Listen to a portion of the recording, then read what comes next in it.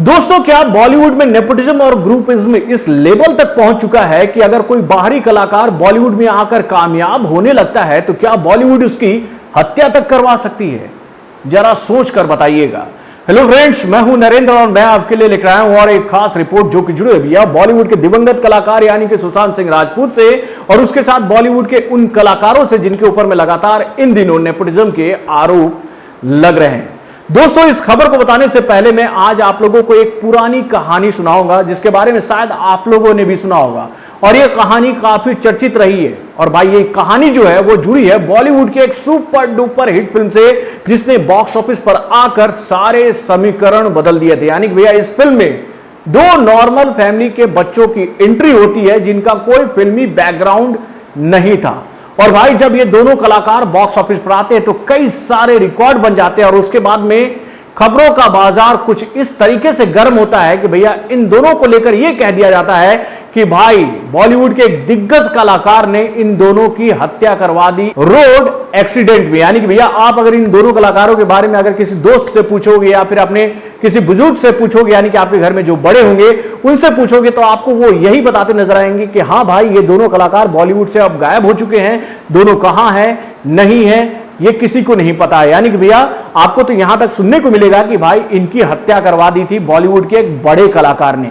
तो भाई, मैं किसके बारे में बोल रहा हूं, चलिए मैं आपको बताता हूं। तो भाई, मैं बात कर रहा हूं सुशील कुमार की और सुधीर कुमार की। यानी कि भैया, इस जोड़ी ने बॉक्स ऑफिस पर आकर एक ऐसा रिकॉर्ड बनाया था जिसको आज भी लोग याद करते हैं।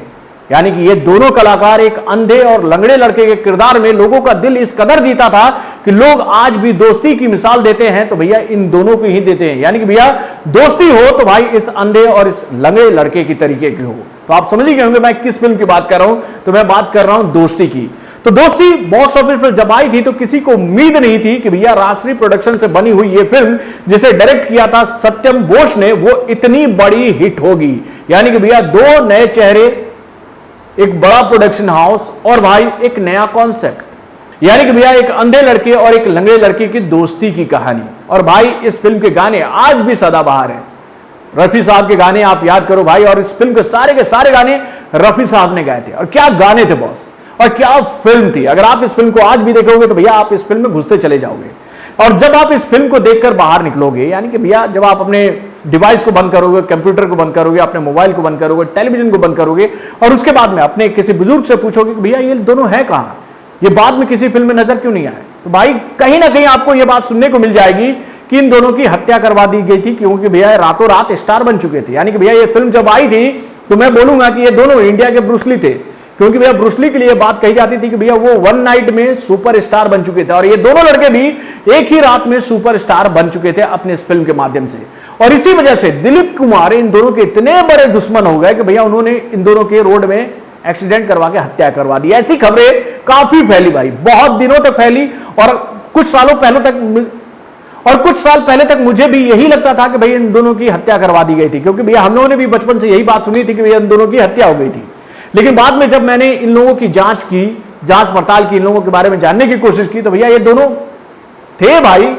और जो खबरें हम लोगों ने सुनी थी कि दिलीप कुमार ने ऐसा करवाया था, वो केवल और केवल लोगों का मनगढ़ंत जो बातें होती ना भैया, वो मनगढ़ंत बातें थी।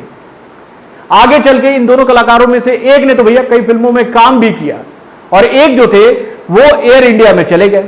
लेकिन खबरें क्या आई लोगों तक कि भैया इन लोगों की हत्या करवा दी गई। इसमें से तो एक कलाकार ने इंटरव्यू में यह बात कही थी कि भैया कहां से यह खबर निकल के आई कि हम लोगों की मौत हो चुकी है, हमें मरवा दिया गया रोड एक्सीडेंट में। यानी कि भैया सोशल मीडिया तो उस वक्त उतना एक्टिव नहीं था, लेकिन भैया जो माउथ पब्लिसिटी थी वो इतनी स्ट्रांग थी कि भैया इन दोनों को मार दिया गया रोड एक्सीडेंट में।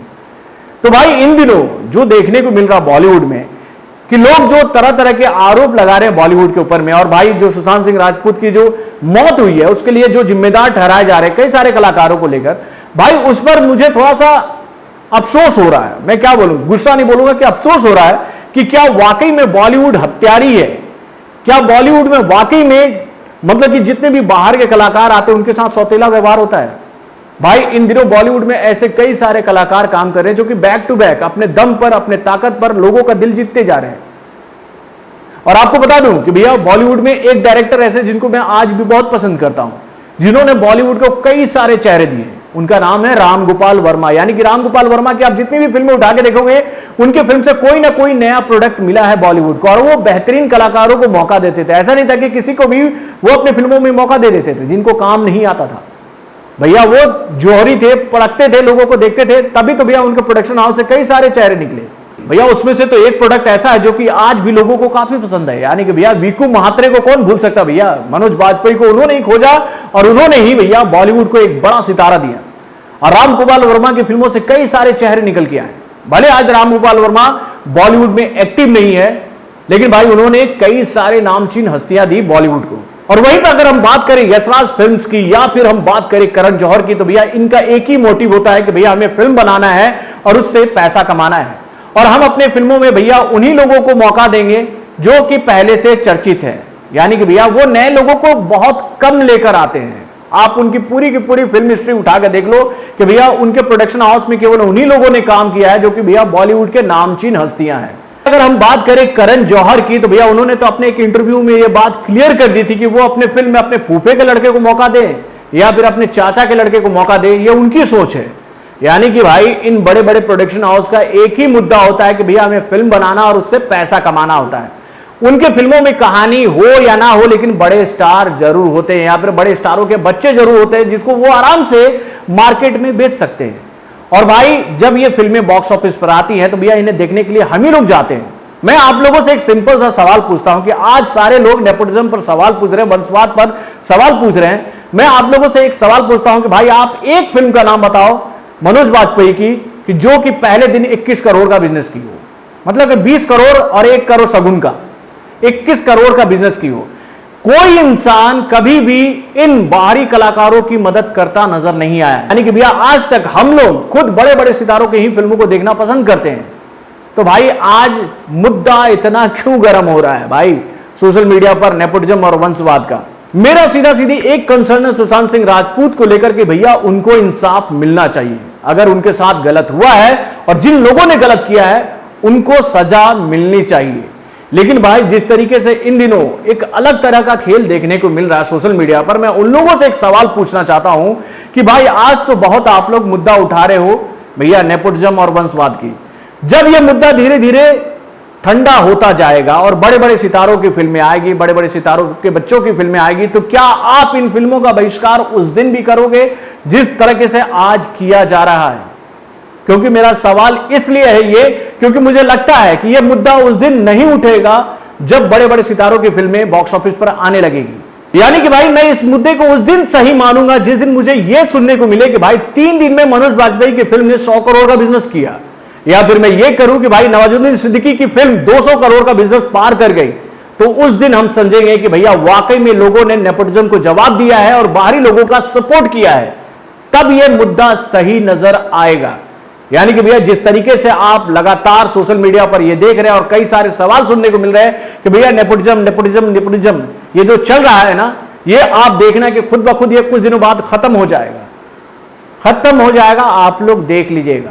और ये जो मीडिया हाउसेज आज जो खेल खेल रहे हैं ना नेपोटिज्म वाला और बहुत सारे सवाल उठा रहे हैं नेपोटिज्म पर, ये सब के सब गायब हो जाएंगे और इन्हीं बड़े बड़े कलाकारों की डफली बजाते नजर आएंगे। कुछ दिनों बाद जब इनकी फिल्में बॉक्स ऑफिस पर आने लग जाएंगी तो ये लोग डफली बजाते नजर आएंगे।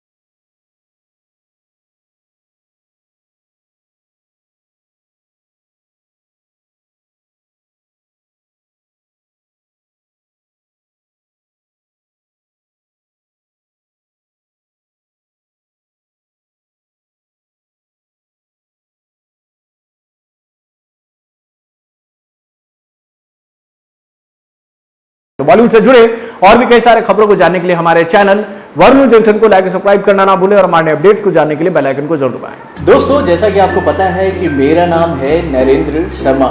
अब मेरा नाम है पूजा शर्मा। ये मेरी वाइफ है।